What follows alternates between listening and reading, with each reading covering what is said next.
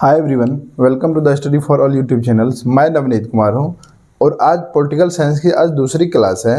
इससे पहले वाली क्लास में हमने पढ़ा हुआ था गवर्नमेंट क्या होती है, गवर्नमेंट की तीन ऑर्गन क्या होती है और कौन कौन से गवर्नमेंट का सिस्टम जो है, जैसे कि एक मोनार्की सिस्टम होते हैं, एक डिक्टेटरशिप होते हैं, डेमोक्रेटिक होते हैं, रिपब्लिक होते हैं और ऑटोक्रेटिक गवर्नमेंट होते हैं। तो बहुत सारे गवर्नमेंट जिसकी चर्चा हमने इससे पहले वाली वीडियो में, इससे पहले वाली क्लास में हमने कर चुके हैं। आज हम पढ़ना है जो वेरिएंस इन डेमोक्रेसी। डेमोक्रेसी में भी बहुत सारे डिफरेंसेस अलग अलग देशों में पाई जाती है, जैसे कि इंडिया भी एक डेमोक्रेटिक कंट्री है, यूएसए भी एक डेमोक्रेटिक कंट्री है, यूके भी एक डेमोक्रेटिक कंट्री है और स्विट्जरलैंड भी एक डेमोक्रेटिक कंट्री है। तो लेकिन इन सबों में बहुत सारे डिफरेंसेस होते हैं। जैसे कि अगर हम बात करें यूके की, तो यूके में यूनिटी फॉर्म ऑफ गवर्नमेंट होती है, जबकि यूएसए में फेडरल फॉर्म ऑफ गवर्नमेंट होते हैं, ठीक ना। और उसी संदर्भ में अगर इंडिया की बात करें तो इंडिया में quasi federal form of government की चर्चा की जाती है। जैसे फिर दूसरी तरफ अगर हम यूके की बात करें तो वहाँ पे पार्लियामेंट्री सिस्टम चलते हैं, ठीक है, जबकि यूएसए में प्रेसिडेंशियल फॉर्म ऑफ डेमोक्रेसी होती है। तो और अगर यूके की बात करें तो वहाँ पे प्रोसीजर एस्टेब्लिश्ड बाय लॉ होते हैं, यानी विधि द्वारा स्थापित प्रक्रिया, जबकि अगर यूएसए की बात करें तो वहाँ ड्यू प्रोसेस ऑफ लॉ होती है। तो बहुत सारे ऐसे टर्म होते हैं डेमोक्रेसी में जिसको हमको समझना पड़ेगा। हमको समझने के लिए हमें तीन देशों की गवर्नमेंट सिस्टम को पढ़ना पड़ेगा। इसमें से एक है स्विट्जरलैंड का गवर्नमेंट, ठीक है ना, दूसरा है यूके का गवर्नमेंट और तीसरा है यूएसए का। और उसके बाद हम अपने देश में के बारे में पढ़ेंगे, जो हमारे देश में इन सब टर्मों में कौन कौन, डेमोक्रेसी में कौन कौन से टर्म विद्यमान हैं। तो चलिए शुरू करते हैं। तो सबसे पहले हम शुरू करते हैं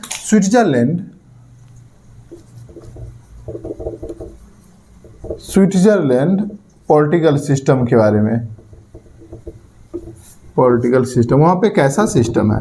सबसे पहला वहाँ पे हम कहेंगे तो वहाँ पे डायरेक्ट डेमोक्रेसी है। डायरेक्ट डेमोक्रेसी है, जिसको हिंदी बोलेंगे प्रत्यक्ष लोकतंत्र है। प्रत्यक्ष लोकतंत्र है। दूसरी तरफ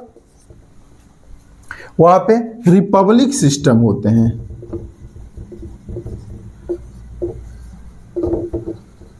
रिपब्लिक सिस्टम, जिसको हिंदी बोलेंगे गणतंत्र व्यवस्था।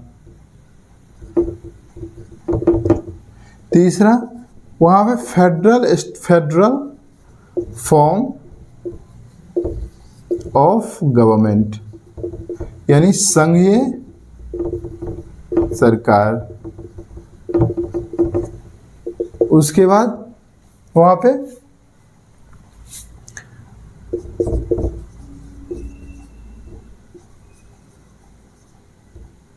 जर एस्टेब्लिश्ड बाय लॉ, यानी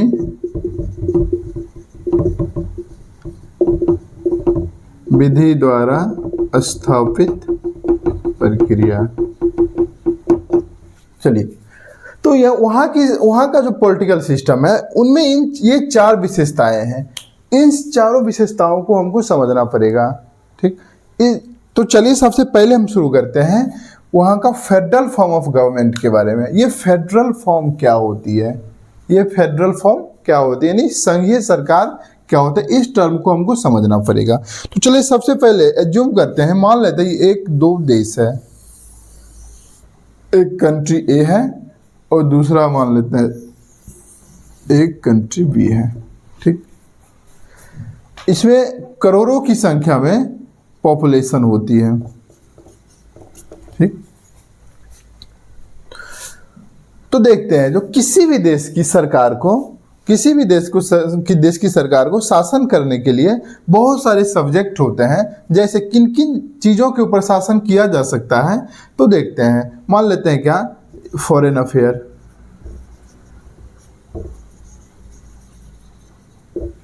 डिफेंस, ठीक, रेलवेज,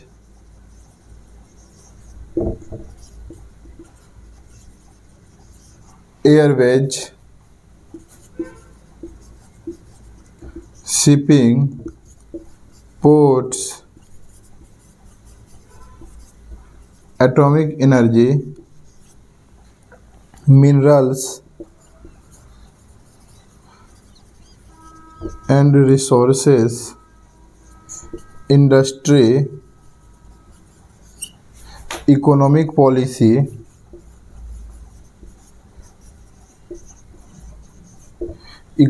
पॉलिसी, बैंकिंग सेक्टर,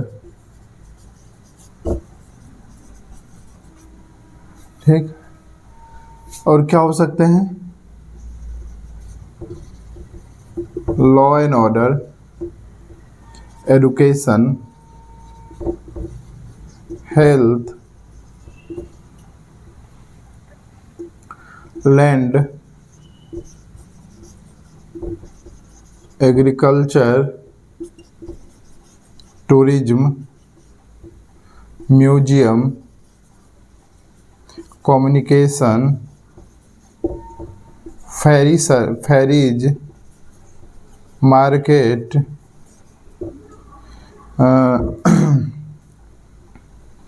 उसके बाद poultry farming, animal husbandry, library,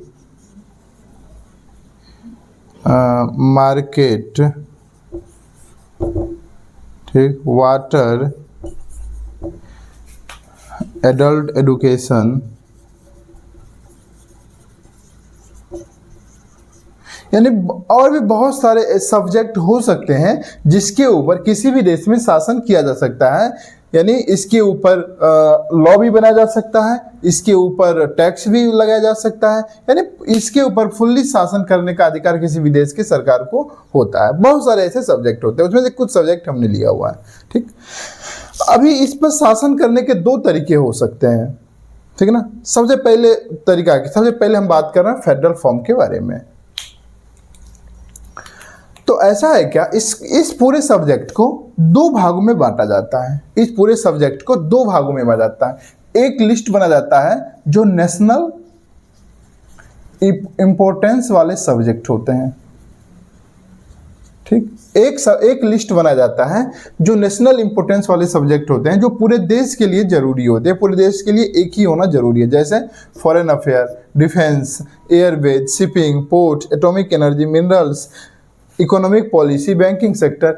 ये सारे मतलब जो सब्जेक्ट होते हैं जो नेशनल इंपॉर्टेंस वाले होते हैं, उसको इस लिस्ट में रख दिया जाता है, ठीक।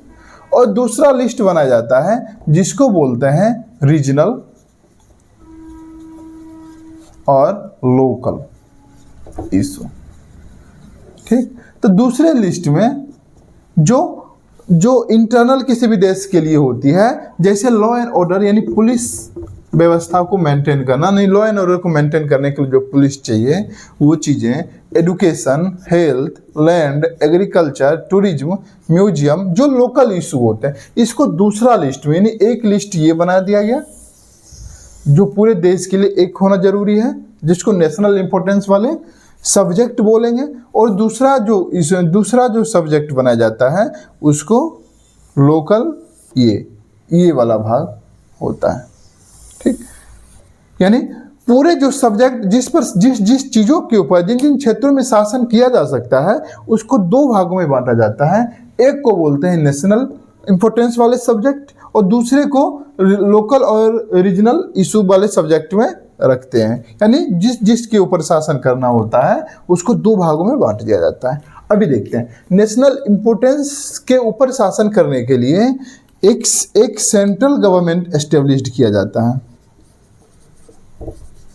सेंट्रल गवर्नमेंट एस्टेब्लिश्ड कर दिया गया, ठीक। सेंट्रल गवर्नमेंट एक एस्टेब्लिश्ड कर दिया गया जो नेशनल इंपॉर्टेंस वाले सब्जेक्ट के ऊपर लॉ बनाएंगे, उसके ऊपर टैक्स लगाएंगे, ठीक है ना, यानी उसके ऊपर शासन करेंगे। यानी नेशनल इंपॉर्टेंस वाले सब्जेक्ट के ऊपर शासन करने के लिए एक सेंट्रल गवर्नमेंट एस्टेब्लिश्ड कर दिया गया, ठीक। यानी एक सेंट्रल गवर्नमेंट बनाया जो पूरे देश के ऊपर नेशनल इंपॉर्टेंस वाले सब्जेक्ट के ऊपर शासन करेंगे, इसके ऊपर लॉ बनाएंगे, यानी विधि बनाएंगे, कानून बनाएंगे और इसके ऊपर टैक्स लगाएंगे, ठीक है ना। ये शासन करने का क्षेत्र सेंट्रल गवर्नमेंट को दिया गया है, जो पूरे देश के लिए बस एक सिंगल गवर्नमेंट होती है। उसके बाद जो रीजनल सब्जेक्ट हो जाते हैं, जैसे लॉ एंड ऑर्डर मेंटेन करने के लिए पुलिस व्यवस्था, education, health, land, agriculture, tourism, museum, ferry service, road and transport, road बनाने होंगे, वाटरवे बनाने होंगे, मार्केट के लिए मार्केट बनाने होंगे, पोल्ट्री फार्मिंग, एनिमल हस्बेंड्री, ये जो लोकल सब्जेक्ट हैं, इसके ऊपर शासन करने के लिए पूरे देश को कई भागों में बांटा जाता है। पूरे देश को कई भागों में बांट दिया जाता है। ठीक, पूरे देश को कई भागों में बांट दिया जाता है, और हर एक भाग में एक गवर्नमेंट एस्टेब्लिश्ड कर दिया जाता है। हर एक भाग के लिए एक गवर्नमेंट एस्टेब्लिश्ड कर दिया जाता है। ठीक,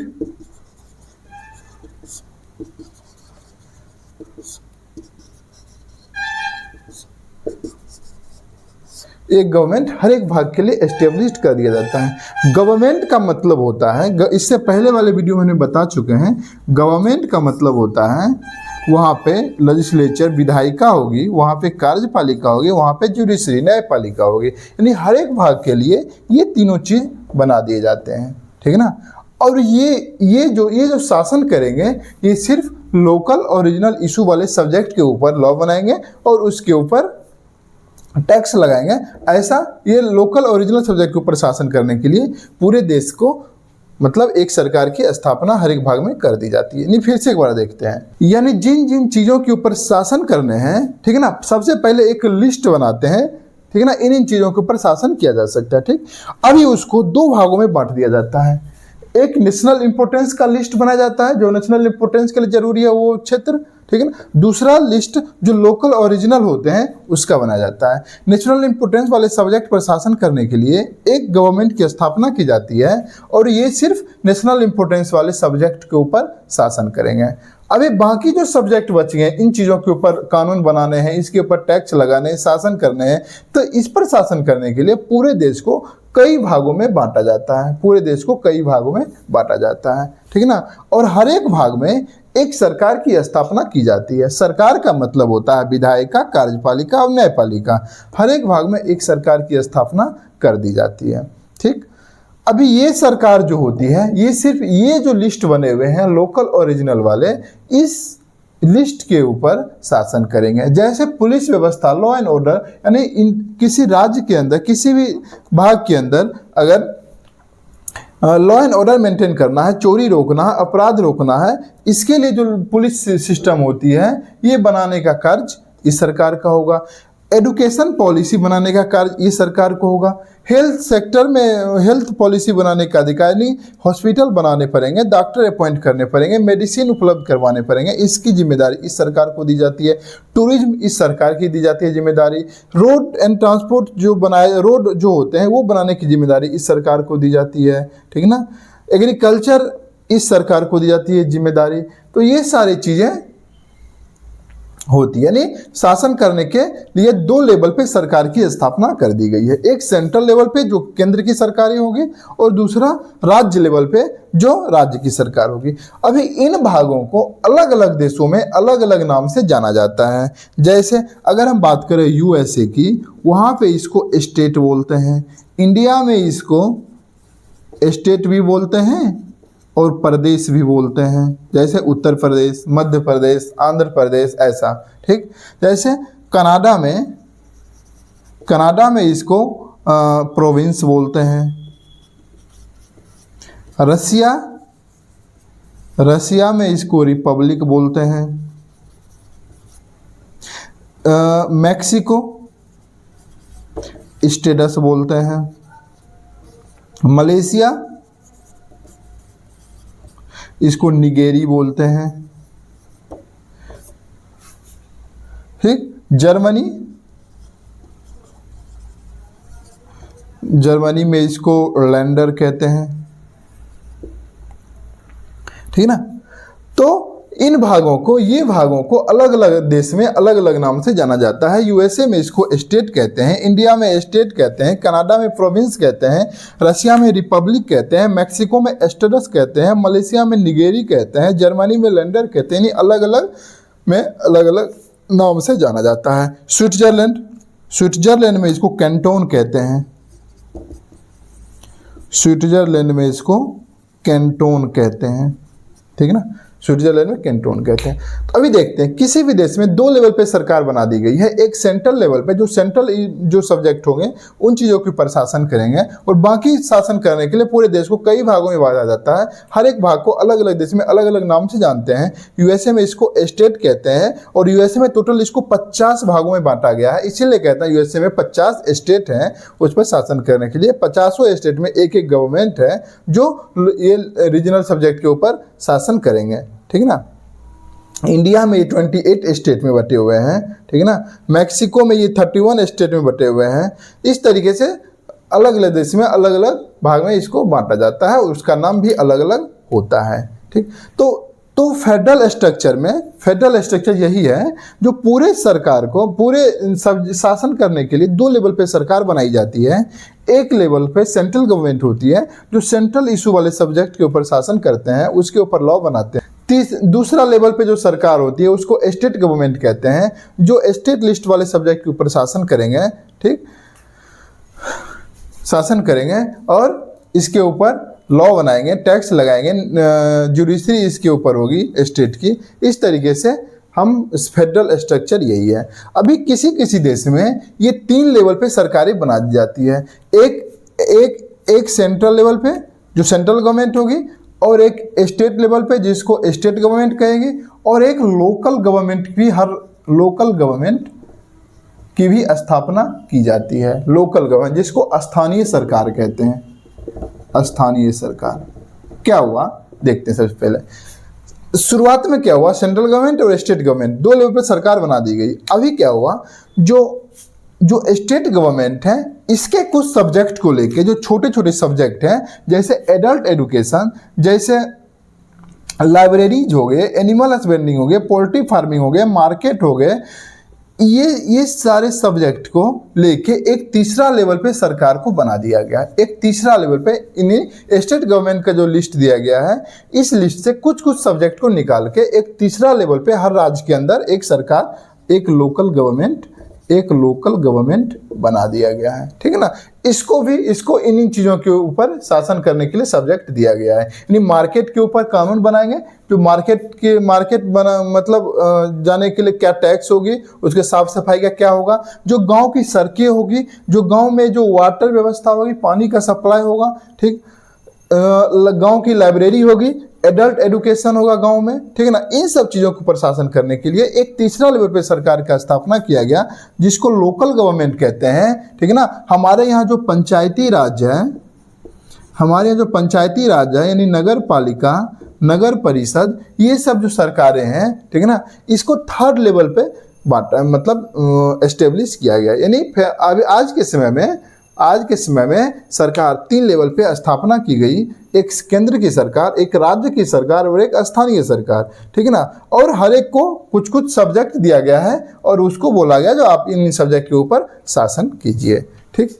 तो हम यहाँ पे देख सकते हैं क्या, यहाँ पे सारा पावर एक सरकार में निहित ना होकर के पावर का यहाँ पे क्या हो गया, बंटवारा हो गया है, ठीक है ना। पावर एक सरकार में केंद्रीकृत ना होकर के पावर को बांट दिया गया है, और 3 लेवल पे सरकार की स्थापना कर दी गई है, और तीनों लेवल पे पावर को बांट के और अलग अलग सरकार को अलग अलग पावर दे दिया गया है। तो इसको बोलते हैं federal structure, federal form of government इसको बोलते हैं, संघीय सरकार बोलते हैं।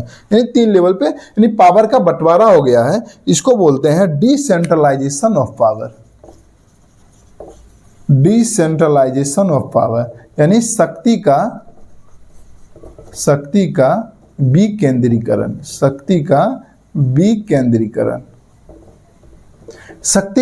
यानी सारी शक्ति एक सरकार में निहित ना होकर के उसको बांट दिया गया है 3 सरकारों में, तीनों को शासन करने के लिए दिया गया है। This is called decentralisation of power. दूसरी तरफ एक ऐसा देश हो सकता है जिसमें ये पूरे सब्जेक्ट के ऊपर शासन करने के लिए बस एक गवर्नमेंट होगी, बस एक गवर्नमेंट होगी पूरे देश के ऊपर शासन करने के लिए, हर एक सब्जेक्ट के ऊपर शासन करने के लिए, हर एक सब्जेक्ट के ऊपर लॉ बनाने के लिए, टैक्स लगाने के लिए, जुडिशरी के लिए बस एक ही सरकार होगी, ठीक ना, एक ही सरकार होगी।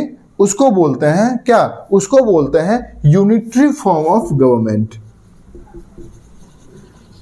यूनिटरी फॉर्म ऑफ गवर्नमेंट, यानी एकात्मक सरकार, एकात्मक सरकार। यहां पे लोकल और रीजनल गवर्नमेंट यानी स्टेट गवर्नमेंट हो भी सकते हैं, नहीं भी हो सकते। अगर होते भी हैं तो they are created by this central government, उसी सरकार के द्वारा क्रिएट किया जाएगा, इसी सरकार के द्वारा डिस्ट्रॉय किया जाएगा और इसी सरकार के डायरेक्शन के ऊपर ये शासन करेगा, डायरेक्टली इसके कंट्रोल में ये शासन करेगा, इसके कंट्रोल में। यानी लोकल और रीजनल गवर्नमेंट में exist but they are subordinate to the central government, इसके और they works under the direction of central government. इसके मतलब इसके नीचे रहेंगे, सेंट्रल गवर्नमेंट के नीचे रहेंगे, इसके कंट्रोल में रहेंगे और इसके डायरेक्शन के ऊपर शासन करेंगे। ये ही इसको बना भी सकते हैं, ये इसको खत्म भी कर सकते हैं। लेकिन दूसरी तरफ फेडरल स्ट्रक्चर में जो स्टेट गवर्नमेंट है उसको सेंट्रल गवर्नमेंट ने नहीं बनाया है, उसको बनाने के लिए एक कॉन्स्टिट्यूशन होगा, एक कॉन्स्टिट्यूशन के द्वारा पावर का बंटवारा किया गया है और उस पावर के बंटवारे और हर एक को अपना अपना पावर दिया गया, सब्जेक्ट दिए गए शासन करने के लिए। लेकिन यहाँ पे जो लोकल ओरिजिनल गवर्नमेंट है ये इसके द्वारा बनाया गया, सेंट्रल गवर्नमेंट के द्वारा बनाया गया है, ये इसके नीचे रह के काम करेगा, इसके डायरेक्शन में काम करेगा, ठीक, और इसके डायरेक्शन में काम करेगा। इस और यही है आपका यूनिटी फॉर्म ऑफ गवर्नमेंट। और इसका एग्जांपल है UK, France, Japan, Spain, Norway, China, ये सब इसके एग्जांपल हैं, ठीक है ना। तो हमने अभी तक देखा क्या, तो दो लेवल पे सरकार की दो प्रकार के देश होते हैं, ठीक। एक को बोलते हैं फेडरल फॉर्म ऑफ गवर्नमेंट और दूसरे को बोलते हैं unity form of government. Federal form of government संघीय सरकार, यूनिटी फॉर्म ऑफ गवर्नमेंट यानी एकात्मक सरकार। फेडरल फॉर्म ऑफ गवर्नमेंट के ऊपर जब आते हैं तो यहाँ पे सारी चीज़ों के ऊपर शासन करने के लिए 3 लेवल पे सरकार की स्थापना की गई। तीसरा लेवल बाद में है, 2 लेवल पे सरकार की स्थापना की गई। एक सेंट्रल लेवल पे, जिसको सेंट्रल गवर्नमेंट बोलते हैं, वो सिर्फ सेंट्रल इशू के जो नेशनल इशू के ऊपर शासन करने का जो अधिकार है वो इसको दिया गया है। स्टेट जो रीजनल होते हैं उसके ऊपर शासन करने के लिए मतलब स्टेट गवर्नमेंट को दिया गया है, ठीक। और जो लोकल गवर्नमेंट होते हैं तो इसको शासन करने के लिए स्टेट गवर्नमेंट के कुछ सब्जेक्ट को लेकर, कुछ स्थानीय सब्जेक्ट, ग्राम लेवल पे जो सब्जेक्ट है उस पर शासन करने के लिए लोकल गवर्नमेंट को दे दिया गया। यानी पावर का यहाँ पे क्या हो गया, डिसेंट्रलाइजेशन हो गया, पावर का बंटवारा हो गया। एक सरकार में पावर पूरा निहित ना होकर के पावर अलग अलग सरकारों में निहित है। जबकि दूसरी तरफ यूनिटी फॉर्म ऑफ गवर्नमेंट की चर्चा करेंगे तो यहाँ पे सिर्फ एक ही सरकार होगी, यही सरकार पूरे सब्जेक्ट के ऊपर, चाहे वो नेशनल इंपोर्टेंस वाले सब्जेक्ट हो, चाहे रीजनल इंपोर्टेंस वाले सब्जेक्ट हो, सारे सब्जेक्ट के ऊपर शासन करेंगे। ये यहाँ पे लोकल ओरिजिनल गवर्नमेंट ये बना सकते हैं अपनी प्रशासनिक सुविधा के लिए, ये इसको खत्म भी कर सकते हैं। और ये जो लोकल ओरिजिनल गवर्नमेंट जो इसने बनाए हैं इसके डायरेक्ट कंट्रोल में रख के शासन करेंगे, इसके डायरेक्शन के लिए शासन करेंगे, ये इसको डायरेक्ट करके शासन करेंगे। इसका एग्जांपल है यूके, फ्रांस, जापान, स्पेन, ये सारे देश, ठीक है ना। यहाँ पे क्या है, तो यहाँ पे पावर का सेंट्रलाइजेशन हो गया, सारा पावर एक सरकार में निहित हो गया, इसीलिए इसको बोलते हैं centralisation of power, centralisation of power यानी शक्ति का केंद्रीकरण, शक्ति का केंद्रीकरण, ठीक है ना। ये हो गया आपके 2 प्रकार के देश। एक देश का नाम है फेडरल फॉर्म ऑफ गवर्नमेंट और दूसरे देश की जो सरकार है उसको कहते हैं unity form of government. Federal form of government के एग्जांपल हैं USA, India, Canada, Russia, Mexico, Malaysia, Germany, Switzerland, ये सारे देश। जबकि यूनिटी फॉर्म ऑफ गवर्नमेंट की एग्जांपल है UK, France, Japan, Spain, Norway, ये सारे देश यानी 2 लेवल पे सरकार स्थापना। अभी हम देखते हैं इन सबों में इंडिया का जगह क्या, उससे पहले देखते हैं तो दोनों में क्या क्या डिफरेंस है। तो सबसे पहला डिफरेंस, यहाँ पे पावर का बंटवारा हुआ, यहाँ पे पावर का बंटवारा नहीं हुआ। देखते हैं सब। फेडरल फॉर्म, और यूनिटरी फॉर्म, यानी संघीय सरकार,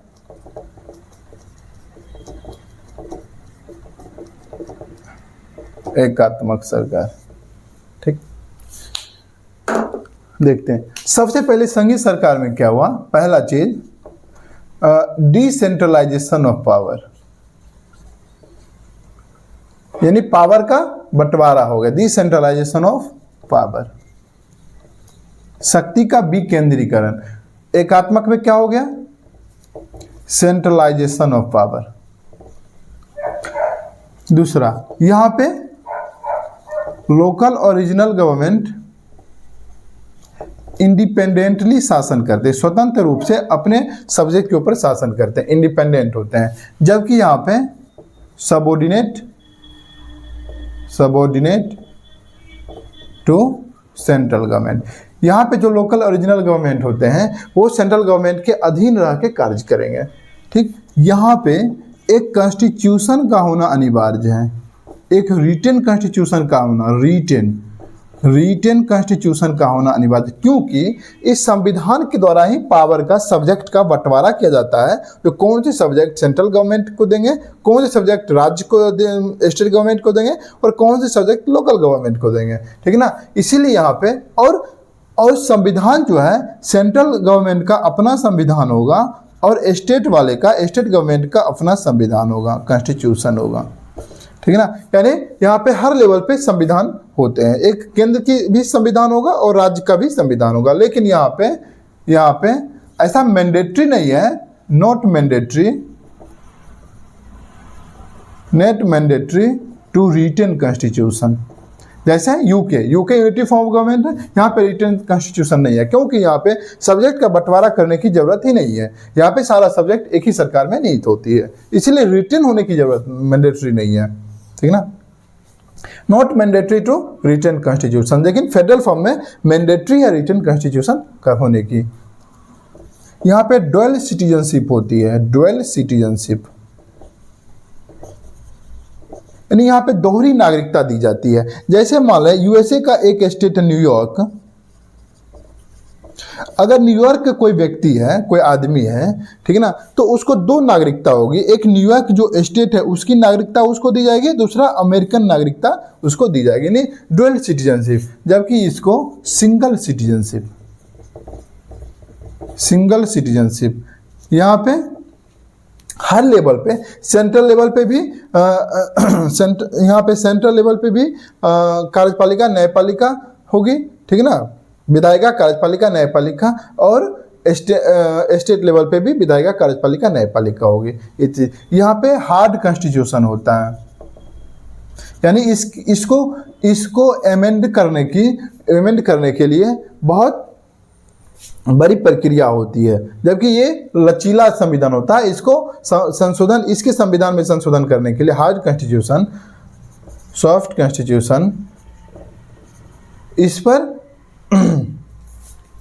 इसको अमेंड करने के लिए सिंपल मेजोरिटी की जरूरत होती है। इसको अमेंड करने के लिए बहुत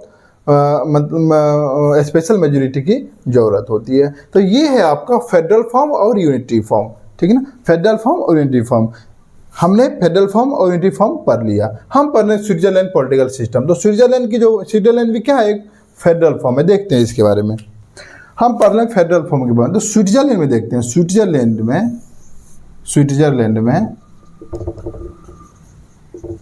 ठीक है, एक सेंट्रल गवर्नमेंट होगी, ठीक, सेंट्रल गवर्नमेंट होगी, और टोटल 26 भाग में, यानी 26 स्टेट होंगे जिसमें स्टेट गवर्नमेंट होगी। इस 26 स्टेट को दो भागों में, यानी 20 स्टेट को फुल स्टेटस मिला हुआ है, जब 6 हाफ स्टेटस ऐसा है।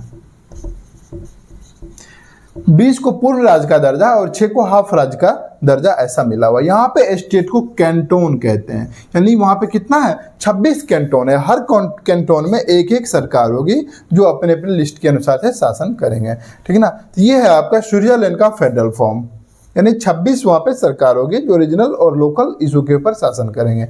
इस 26 में से 20 को फुल स्टेटस और 6 को हाफ स्टेटस ऐसा मिला हुआ है। ये है आपका स्विट्जरलैंड का फॉर्म। ठीक। अभी अगर हम बात करें इंडिया की, इंडिया क्या फेडरल है या यूनिटरी है? ठीक ना, अगर पूछा जाए जो इंडिया जो है वो फेडरल, इंडिया की जो सरकार है वो फेडरल फॉर्म में है या फिर यूनिटरी फॉर्म में है, ठीक है ना। तो हम ये कह सकते हैं जो इंडिया का जो सरकार ये दोनों के बीच में है।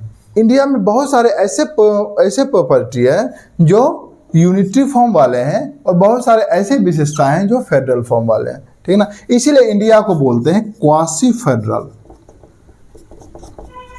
Quasi federal structure, quasi federal form of government, यानी अर्ध संघात्मक शासन व्यवस्था। ठीक, अर्ध संघात्मक शासन व्यवस्था क्यों है, देखते हैं इसका क्या क्या प्रॉपर्टी है, ठीक ना। तो सबसे पहले फेडरल फॉर्म वाले देखते हैं। तो यहां पे एक सेंट्रल गवर्नमेंट है, स्टेट गवर्नमेंट यानी 28 स्टेट गवर्नमेंट है,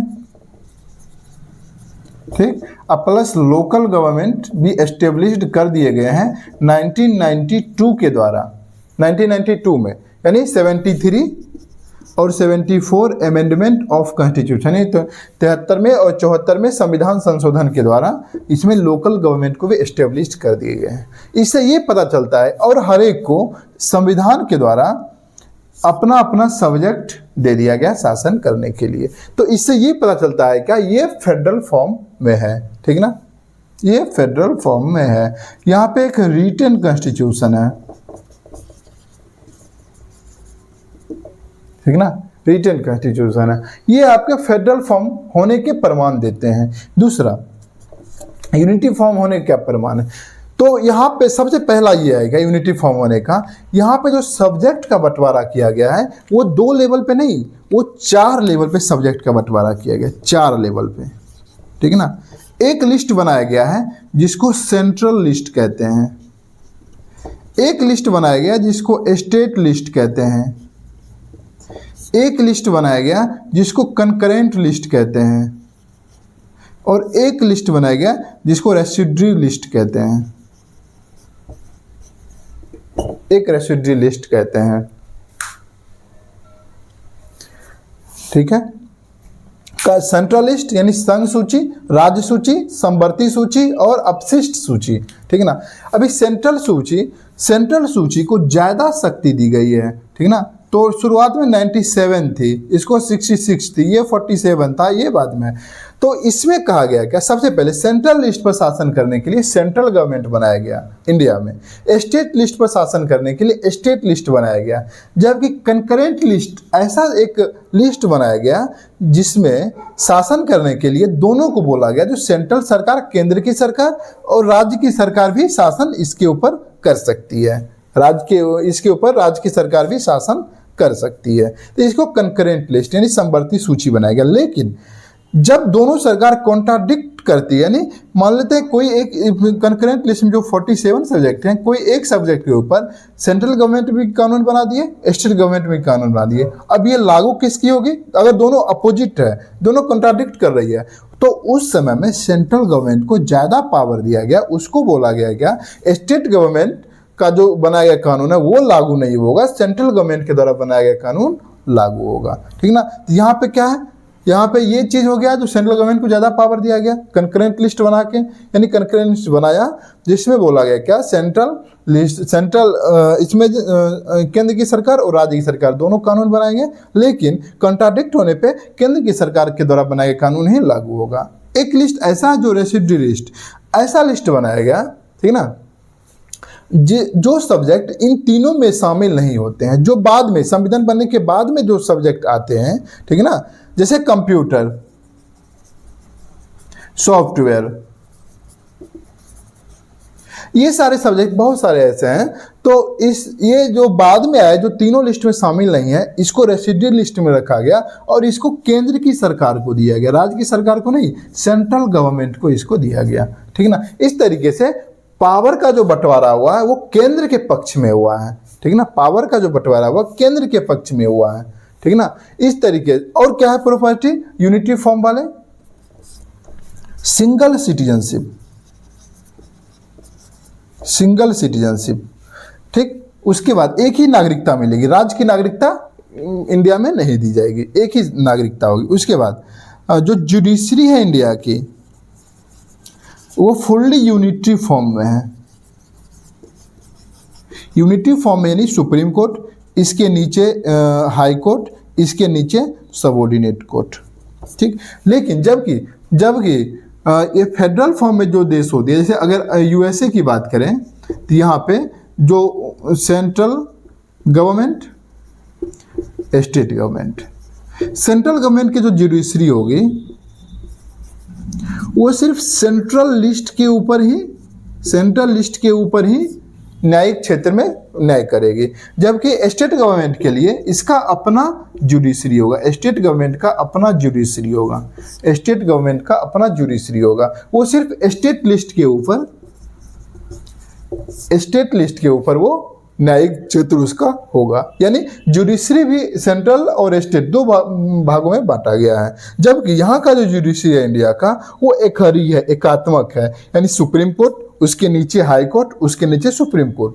लेकिन यहाँ पे जो है सेंट्रल गवर्नमेंट, यहाँ पे जो जुडिशरी है वो स्टेट लिस्ट के ऊपर सुनवाई नहीं करेगा, और यह स्टेट का जो जुडिशरी है वो सेंट्रल लिस्ट के ऊपर सुनवाई नहीं करेगा। यानी सेंट्रल जुडिशरी वो सेंट्रल लिस्ट के ऊपर शासन जो न्याय करेगा, और स्टेट जुडिशरी स्टेट लिस्ट के ऊपर न्यायिक उसका क्षेत्र होगा, ठीक है ना।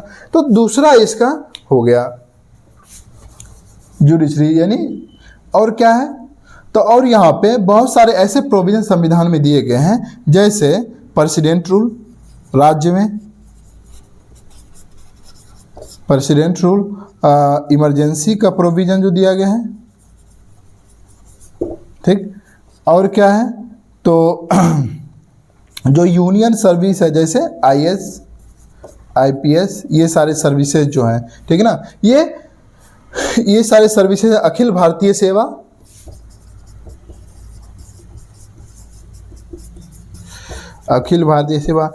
ये सारे ऐसे प्रोविजन हैं जो भारत को यूनिटरी बनाते हैं, एकात्मक बनाते हैं, और ये बंटवारा हुआ, ये सारे जो ये हैं वो भारत को फेडरल बनाते हैं। और क्या, और भी एक है, यहाँ के जो राज्य हैं उसको केंद्र की सरकार उसको बना सकती है, उसके सीमा में चेंजेस ला सकते हैं, उसके नाम में परिवर्तन कर सकते हैं, यानी उसको बना सकती है, उसको खत्म भी कर सकती है। तो ये सारे शक्ति उसको दिया गया है, सेंट्रल सरकार को। तो इस तरीके से कह सकते हैं इंडिया के पास दोनों प्रॉपर्टी है, फेडरल और यूनिटरी। सो यहाँ पे क्वासी फेडरल फॉर्म, और इन चीज़ों के बारे में जब अपना कॉन्स्टिट्यूशन पढ़ रहे होंगे तो इन सारे चीज़ों की चर्चा फिर से करेंगे। तो चलिए इसको खत्म करते हैं। तो फेडरल फॉर्म, तो ये संघीय सरकार हो गया, ये चीज़ समझ में आ गया।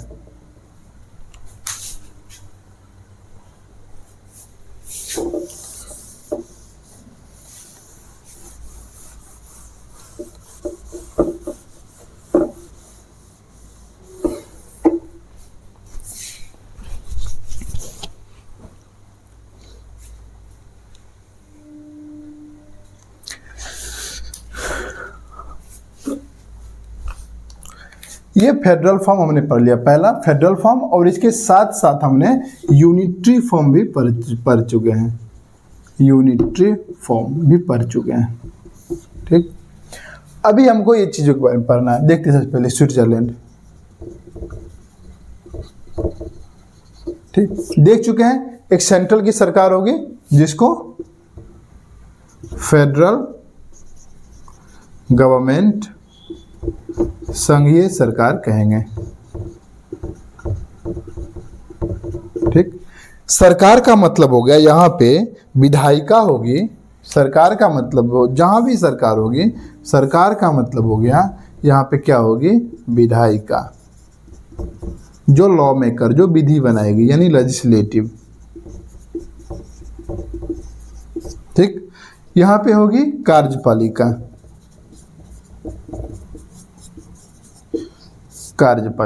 जिसको एग्जीक्यूटिव बोलेंगे,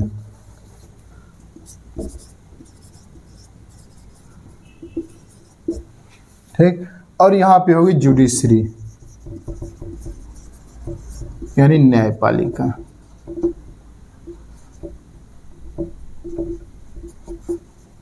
ठीक। तो स्विट्जरलैंड में जो संघ की सरकार है, 2 लेवल पे सरकार, यानी फेडरल है तो 2 लेवल पे सरकार होगी, तो केंद्र की सरकार है, फेडरल सरकार जो है, यहाँ पे इसके बारे में पढ़ रहे हैं। तो फेडरल सरकार, तो ये इसकी भी अपनी विधायिका होगी, न्यायपालिका होगी और कार्यपालिका होगी। तो फेडरल जो विधायिका होगी वहाँ पे, उसको बोलते हैं फेडरल असेंबली। जैसे इंडिया में पार्लियामेंट बोलते हैं, वैसे वहाँ पे फेडरल असेंबली, संघीय सभा, वहाँ पे इसको संघीय सभा कहते हैं, संघीय सभा। इसके 2 हाउसेस होते हैं। स्विट्जरलैंड में जो संघीय सभा है, जो विधायिका है, 2 हाउसेस हो गए। एक को बोलते हैं काउंसिल ऑफ स्टेट और दूसरा हाउसेस हो गया नेशनल काउंसिल। दूसरा हाउसेस हो गया नेशनल काउंसिल। इस काउंसिल ऑफ स्टेट में टोटल हम जान चुके हैं 26 स्टेट हैं, वहाँ पे 26 कैंटोन है, ठीक है ना। ये काउंसिल ऑफ स्टेट इस 26 स्टेट को रिप्रेजेंट करेगा। इसमें टोटल 46 मेंबर होंगे, इसमें टोटल 46 मेंबर होंगे और इसका टर्म 4 साल के लिए होगा। टर्म कितना के लिए होगा? 4 साल के लिए। 2 हमने पढ़ चुका है फेडरल असेंबली विधायिका, वहाँ की जो विधायिका है कि 2 हाउसेस हैं। जैसे इंडिया में 2 हाउसेस हैं, लोकसभा राज्यसभा, वैसे ही वहाँ पे भी 2 हाउसेस हैं, ठीक है ना। एक को बोलते हैं नेशनल काउंसिल और दूसरा काउंसिल ऑफ स्टेट। तो काउंसिल ऑफ स्टेट, इसमें जो 46 मेंबर होंगे, ये 46 मेंबर रिप्रेजेंट करेंगे 26 स्टेट को, उस अपने स्टेट को रिप्रेजेंट करेंगे और इस स्टेट से ये चुना के आएंगे, इलेक्ट होके आएंगे। ये कैसे डिस्ट्रीब्यूट होते हैं? तो हमने पढ़ चुके हैं, जो 26 स्टेट में से 20 को फुल स्टेटस मिला हुआ है और 6 को हाफ स्टेटस मिला हुआ है। तो 20 हर एक जो फुल स्टेटस मिला है उससे 2 मेंबर और इससे 1 मेंबर है जिसको हाफ मिला हुआ है। तो टोटल 46 मेंबर होते हैं। ये 46 मेंबर वहाँ के राज्यों का प्रतिनिधि होता है, वो राज्यों को प्रतिनिधित्व करता है। जब बिल बनेगा तो उस समय वो अपने अपने राज्य को प्रतिनिधित्व देंगे। ये टोटल 46 मेंबर होते हैं और 4 साल इसका टर्म होता है। ये आ गया नेशनल काउंसिल, इसमें 200 मेंबर होते हैं, ठीक। ये रिप्रेजेंट करते हैं, रिप्रेजेंट सिटीजन ऑफ स्विट्जरलैंड, ठीक है ना। ये 200 मेंबर ये वहाँ के नागरिक को रिप्रेजेंट करता है और ये elected by the people, by the citizens, और वहाँ के लोग ही डायरेक्टली 200 लोगों को चुन के वहाँ पे भेजती है, ठीक है ना। इसका टर्म कितना होता है? तो 4 साल के लिए इसका भी टर्म होता है, ठीक। फिर से एक बार देखते हैं, वहाँ के जो विधायिका है उसको फेडरल असेंबली कहते हैं। 2 हाउसेस हैं, एक नेशनल काउंसिल, दूसरा council of state. Council of state में 46 मेंबर हैं, इसका 4 साल का टर्म होता है और ये रिप्रेजेंट करते हैं अपने अपने राज्यों को। जबकि वह नेशनल काउंसिल में 200 मेंबर होते हैं, ठीक ना। ये रिप्रेजेंट करते हैं वहाँ के नागरिक को और ये directly elected by the citizens of Switzerland, यानी वहाँ के लोगों के द्वारा चुन के ये 200 लोग आते हैं, ठीक ना। तो 2 हाउसेस हो गए, ठीक। वहाँ की ये विधायिका है। अब विधि कैसे बनाए? विधायिका का काम क्या होता है? तो लॉ बनाना, लॉ मेकर, ठीक। तो 2 चीज़ें हो सकती है, या तो प्रेजेंट लॉ में, ठीक है ना, प्रेजेंट लॉ में अमेंडमेंट हो सकते हैं, संशोधन हो सकते हैं, या न्यू लॉ इंट्रोड्यूस हो सकते हैं, न्यू बिल इंट्रोड्यूस हो सकते हैं, न्यू बिल इंट्रोड्यूस हो सकते हैं, ठीक है। या तो नया कानून बनेगा या फिर प्रेजेंट जो अभी जो कानून है उसमें संशोधन किया, 2 चीज़ होता है। तो ये दोनों चीज़ करने के लिए अगर ये फेडरल असेंबली को या तो नया कानून बनाने हैं या प्रेजेंट कानून में संशोधन करने हैं, तो वो सबसे पहले एक ड्राफ्ट बनाती है और इस ड्राफ्ट के ऊपर रेफरेंडम करवाए जाते हैं। इस ड्राफ्ट के ऊपर रेफरेंडम कर जनमत संग्रह, रेफरेंडम मतलब जनमत संग्रह करवाने होते हैं, ठीक है ना। यानी वहाँ के लोगों से, वहाँ के नागरिकों से पूछा जाना होता है जो ऐसा कानून बनाना है, और वहाँ के नागरिक वोटिंग देते हैं। अगर वोटिंग में अगर ये बिल पास हो जाता है तो वो ड्राफ्ट को विधायिका कानून बनाने की मतलब प्रोसेस में आगे बढ़ाती है। अगर वहाँ जनमत संग्रह में वहाँ के बिल पास नहीं हो पाते हैं तो वहाँ वो आगे बिल नहीं बन पाता है, ठीक ना। तो इस तरीके से कह सकते हैं जो लॉ मेकर में यानी विधि बनाने में वहाँ के सिटीजन्स डायरेक्टली पार्टिसिपेट करते हैं, यानी डायरेक्टली भाग लेते हैं वहाँ पे कानून बनाने में या कानून में संशोधन करने में, या वहाँ के नागरिकों को ऐसा लगे जो कोई कानून मतलब बनाना चाहिए तो उसके लिए प्रपोजल भी मतलब रिक्वेस्ट इनिशिएट कर सकते हैं, ठीक है ना। यानी कानून बनाने में वहाँ के लोग डायरेक्टली पार्टिसिपेट करते, डायरेक्टली भाग लेते हैं। तो इस तरीके से हम कह सकते हैं जो वहाँ के जो विधायिका है, वहाँ की विधायिका में वहाँ के लोग डायरेक्टली भाग लेते हैं, सो इसको कह सकते हैं डायरेक्ट डेमोक्रेसी। और जगह क्या है, इंडिया में, यूएसए में, यूके में क्या है, लोग अपना रिप्रेजेंटेटिव, अपना प्रतिनिधि चुन के भेजे हैं विधायिका में, वो प्रतिनिधि डिसाइड करते हैं जो कानून बनना है कि नहीं बनना है। लेकिन यहाँ पे क्या है, वहाँ के लोग डिसाइड करते हैं जो ऐसा कानून बनाया जाना चाहिए या नहीं बनाना चाहिए। वोटिंग होती है और वोटिंग में वहाँ के लोग अगर सहमत होते हैं तो ऐसा कानून बनता है। तो इस तरीके से कह सकते हैं जो वहाँ की विधायिका में वहाँ के लोग डायरेक्टली पार्टिसिपेट करते हैं, सो उसको डायरेक्ट डेमोक्रेसी, प्रत्यक्ष लोकतंत्र कहते हैं। ये वो विधि बनाने की प्रक्रिया वहाँ पे ऐसा है। अभी आते हैं कार्यपालिका के पास। कार्यपालिका देखते हैं, इसका वहाँ की कार्यपालिका में जो एग्जीक्यूटिव जो शासन करेंगे इसके द्वारा बनाए गए विधि के ऊपर, ये कार्यपालिका में टोटल 7 मेंबर होते हैं। इस कार्यपालिका में टोटल 7 मेंबर होते हैं, 7 सदस्य होते हैं, ठीक है ना। जैसे इंडिया में है ना प्रधानमंत्री और मंत्रिपरिषद, तो ऐसे वहाँ पे टोटल मिला के 7 मेंबर होते हैं कार्यपालिका में, ठीक है ना। ये 7 मेंबर जो होते हैं इलेक्टेड होते हैं, कहाँ से, तो इलेक्टेड बाय फेडरल असेंबली, यानी इसके द्वारा चुने जाते हैं, ठीक है ना।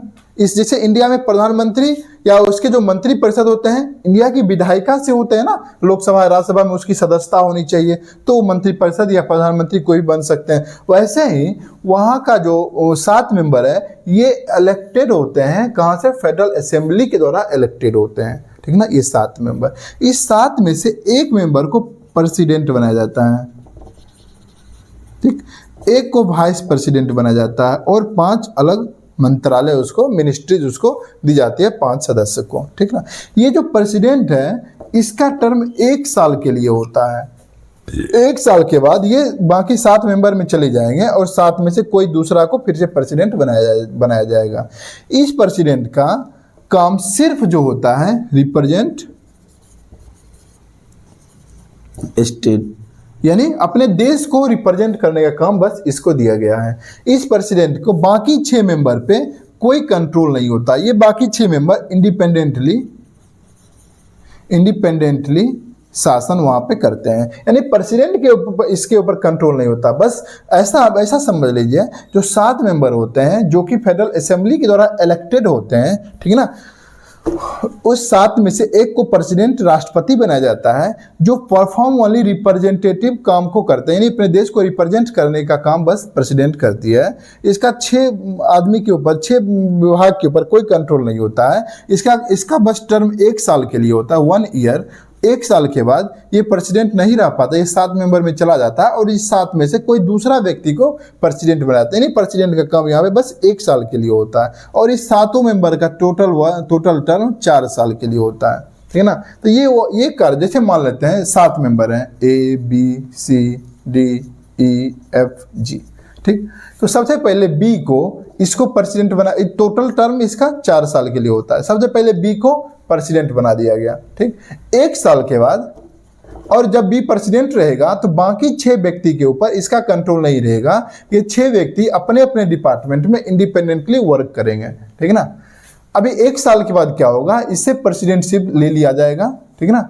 अभी मान लेते हैं सी को दे दिया गया प्रेसिडेंटशिप, इसका टर्म भी 1 साल के लिए। ये परफॉर्म क्या करेगा, तो रिप्रेजेंट अपने कंट्री को, यानी दूसरे देशों से बात करनी है, दूसरे देश के अध्यक्ष को, प्रधानमंत्री, राष्ट्रपति से मिलना है, तो इसका काम बस अपने देश को रिप्रेजेंट करने का होता है, ठीक है ना। 1 साल के बाद फिर इससे प्रेसिडेंटशिप लेके इसको दे दिया जाएगा, ठीक है ना। फिर इसको हटा के इसको दे दिया जाएगा, ऐसा करके ऐसा वहाँ पे परफॉर्म किया था। 1 साल के लिए अपना राष्ट्राध्यक्ष उसको दिया जाता है। टोटल टर्म इसका 4 साल के लिए होता है, ठीक है ना। ये वहाँ की कार्यपालिका है, ठीक। अगर हम जुडिशरी की बात करें, तो वहाँ की जो जुडिशरी है वो भी इलेक्टेड होती है, यानी जजेज जो होती है, जजेज इलेक्टेड होते हैं। और कहाँ से इलेक्टेड होते हैं? तो फेडरल असेंबली के द्वारा इलेक्टेड होते हैं और इसका टर्म 6 साल के लिए होता है। तो हम ये कह सकते हैं कि वहाँ की जो विधायिका होती है, वहाँ की जो कार्यपालिका होती है, वहाँ की जो न्यायपालिका होती है, सारे विभाग जो है, ये सारे ऑर्गन जो है ये इलेक्टेड होते हैं, सारे ऑर्गन इलेक्टेड होते हैं। इसीलिए हम ये कह सकते हैं जो ये मतलब इसीलिए स्विट्जरलैंड को मोस्ट पार्टिसिपेटरी डेमोक्रेसी कहा जाता है, क्योंकि यहाँ पे तीनों ऑर्गन जो होते हैं वो इलेक्टेड होते हैं, ठीक ना। ये कार्यपालिका। हम देखिए क्या, जो यहाँ का जो प्रेसिडेंट है, प्रेसिडेंट बस 1 साल के लिए इलेक्टेड होता है। और इलेक्टेड कहाँ से होता है? तो फेडरल असेंबली से होता है प्रेसिडेंट, ठीक। जो रिप्रेजेंट करता है,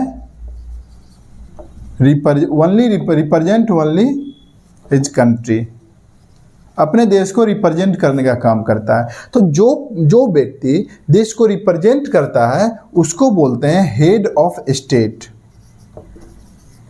head of state, head of state बोलते हैं। यानी यहाँ पे जो प्रेसिडेंट है वो क्या है? तो ये हेड ऑफ स्टेट है, ठीक ना, जो रिप्रेजेंट करता है अपने देश को, ठीक है ना। तो हेड ऑफ स्टेट के आधार पे 2 प्रकार के देश हो सकते हैं, ठीक है ना, 2 प्रकार के देश हो सकते हैं। जब हेड ऑफ स्टेट जो है वो इलेक्टेड होता है, ठीक। जब हेड ऑफ स्टेट मोनार्की होता है, ठीक ना। जब हेड ऑफ स्टेट इलेक्टेड होता है तो उसको रिपब्लिक कहते हैं। हेड ऑफ स्टेट जब इलेक्टेड होता है तो उसको रिपब्लिक कहते हैं। जैसे इंडिया में, इंडिया का जो हेड ऑफ स्टेट है, इंडिया का राष्ट्रपति है, वो इलेक्टेड होता है तो इंडिया को रिपब्लिक कहते हैं। हिंदी में इसको गणतंत्र कहते हैं। इंडिया एक गणतंत्र देश है, गणतांत्रिक देश। हम क्या बोलते हैं? भारतीय लोकतांत्रिक गणराज्य,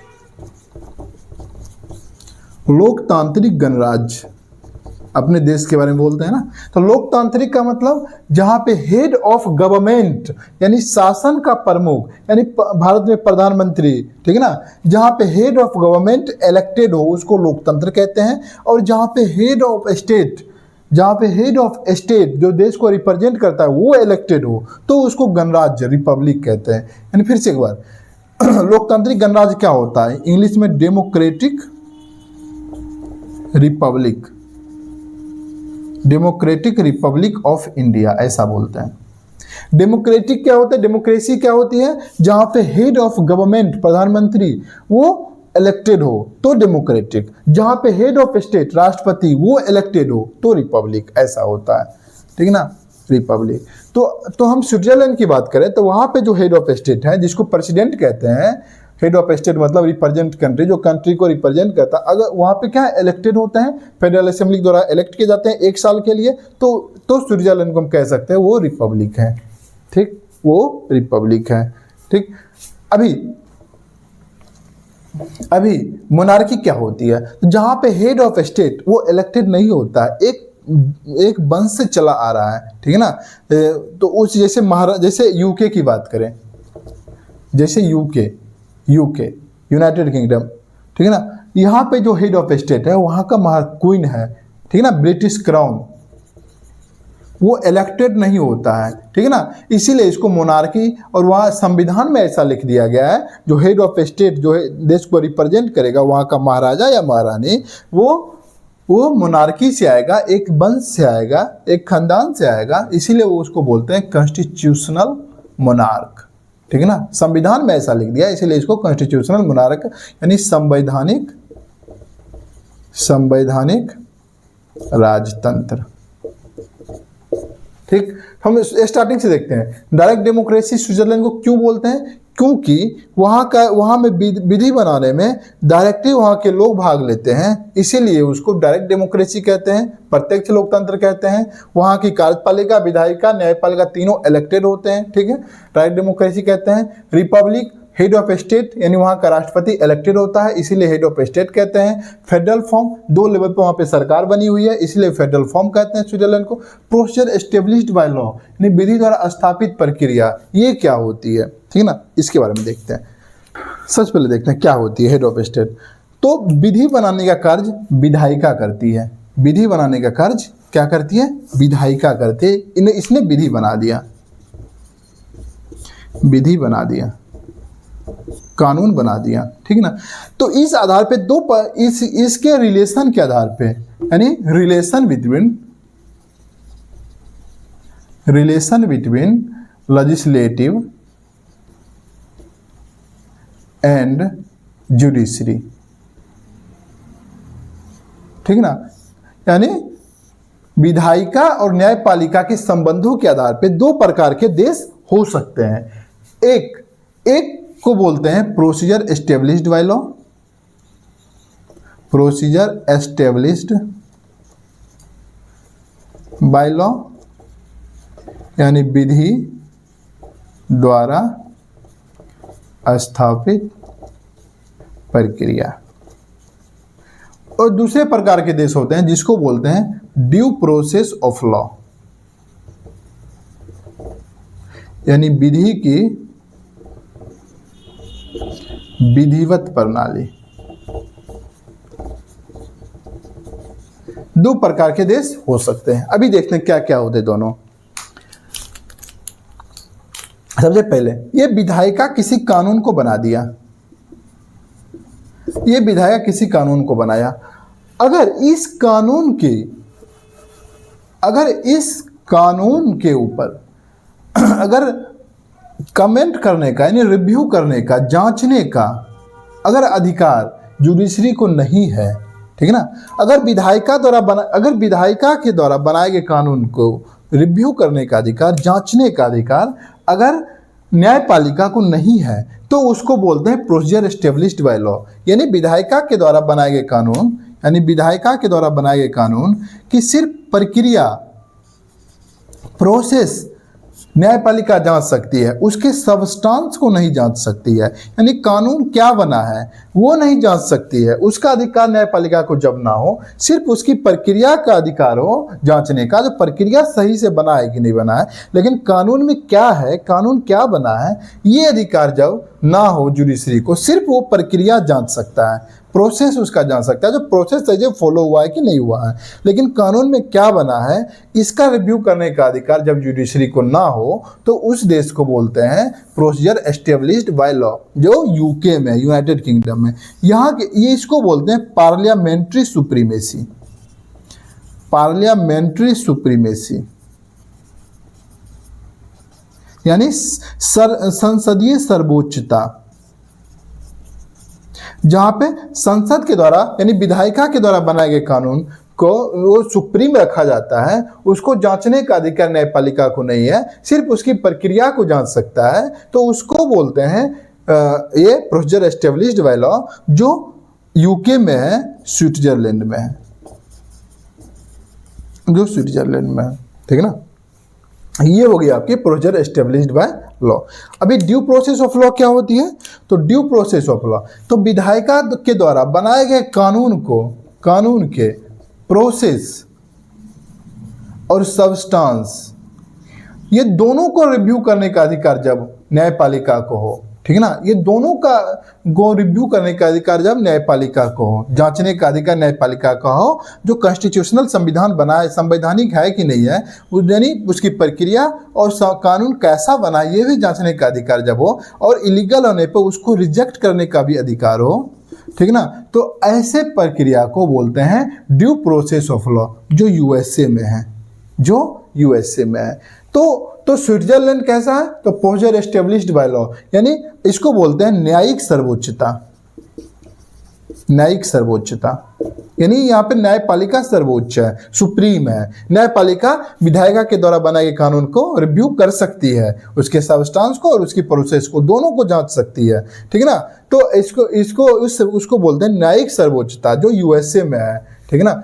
जबकि यहाँ पे विधायिका के द्वारा बनाए गए कानून को जांचने का अधिकार न्यायपालिका को ना हो, ठीक है ना, उसको पार्लियामेंट्री सुप्रीमेसी, संसदीय सर्वोच्चता कहते हैं, संसदीय सर्वोच्चता कहते हैं। हमारा देश दोनों के बीच में है, ठीक है ना, कभी न्यायपालिका सर्वोच्च हो जाती है तो कभी विधायिका सर्वोच्च हो जाती है। बहुत सारे इसके एग्जाम्पल हैं, हम आज देखेंगे जब संविधान पढ़ेंगे तो उस टाइम, ठीक है ना। तो ये हो गया। तो ये स्विट्जरलैंड जो पॉलिटिकल सिस्टम है, ठीक है ना, इसमें डायरेक्ट डेमोक्रेसी पढ़ चुके हैं, Republic, head of state elected होते हैं, फेडरल, देश के 2 लेवल पे सरकार होती है, प्रोजेक्ट स्टेब्लिश्ड बाय लॉ, यानी विधायिका सुप्रीम होती है, न्यायपालिका का अधिकार कम होता है, ठीक है ना। तो ये हो गया आपके स्विट्जरलैंड। इसके बाद हम आगे पढ़ेंगे नेक्स्ट क्लास में यूके, यूएस और इंडिया, ये तीनों के पॉलिटिकल सिस्टम को पढ़ेंगे, यानी 2 प्रकार के ये सारी चीज खत्म। Thank you. अगर वीडियो अच्छा लगे तो वीडियो को लाइक करें, शेयर करें एंड सब्सक्राइब करें।